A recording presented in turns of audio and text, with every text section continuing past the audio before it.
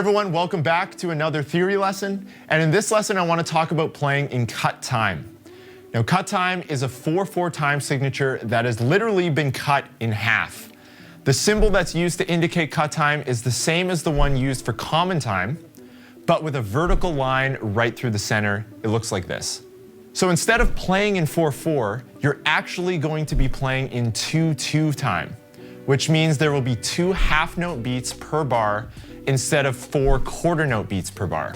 When we play in cut time, there are still 4 quarter notes per bar. What's changing is the pulse and how the beats are felt. So imagine you're playing a song in 4/4 at this tempo and the quarter notes are being felt here. 1, 2, 3, 4, 1, 2, 3, 4, 1 and 2 and 3 and 4 and 1, 2, 3, 4. There's your quarter note pulse.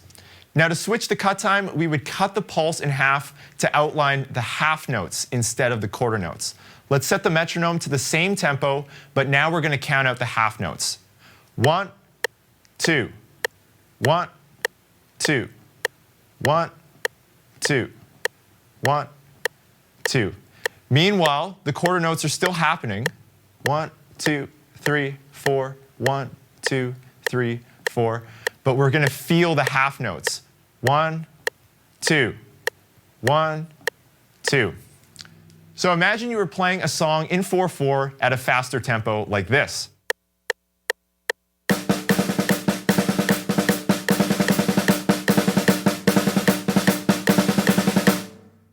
So when I play at a faster tempo like that with a quarter note pulse, it feels pretty frantic when I'm playing it. But when I feel this example in cut time, it comes across much less frantic for the listener and for the player. So I'm going to set the tempo here to outline the half notes in cut time, just to show how much more relaxed this actually feels when playing at faster tempos.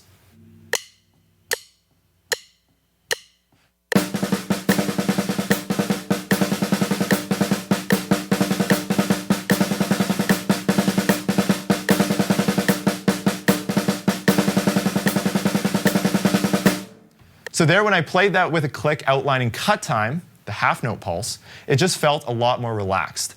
Cut time is also reflected in notation as well. To demonstrate, here's a basic snare drum march pattern written in 4/4. So I'll set the metronome to 180 BPM and outline the quarter note pulse. Here we go.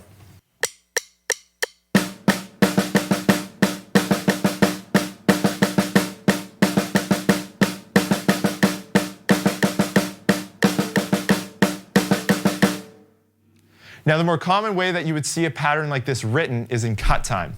I'll set the metronome here to 90 BPM and outline the half note pulse as it would be felt in cut time. Here we go.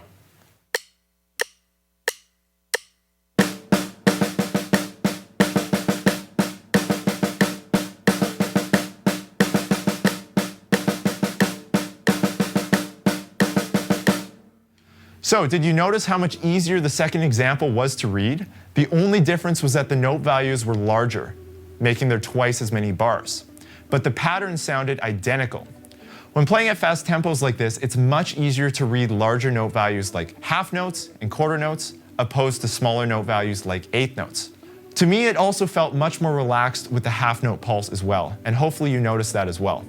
So, your assignment for this lesson is to first understand cut time. Be able to identify the cut time symbol, understand how cut time outlines the half note pulse instead of the quarter note pulse, and take some time to learn how 4/4 patterns can be written both in common time and in cut time.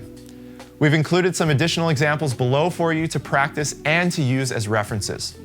One other thing to note is that oftentimes you will see cut time indicated with a half note tempo marking like we went over in the previous lesson.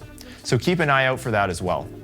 This is an important topic for all drummers to understand, as you'll need to be aware of it for many situations, from playing marches in a high school concert band, all the way to playing more advanced Afro-Cuban and Brazilian styles, which are coming up later in the method. Once you've completed your assignment, I'll see you in the next lesson.